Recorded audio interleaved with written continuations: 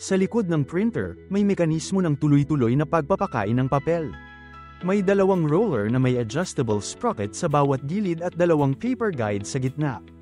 Ilagay na natin ang papel. Ito ay 3 layer na matrix printer paper. Itaas ang ibabaw na papel habang inilalagay. Para makilala ang harap, kiskisan ng kuko ang linya.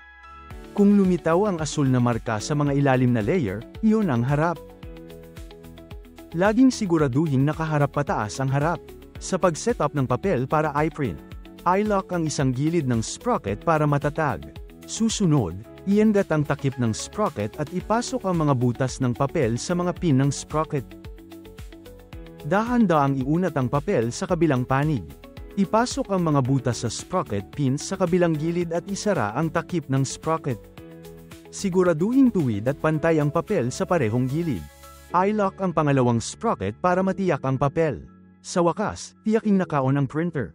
Pagkatapos ay pindutin ang pindutan ng load o eject upang may load o i-reposition ng maayos ang papel.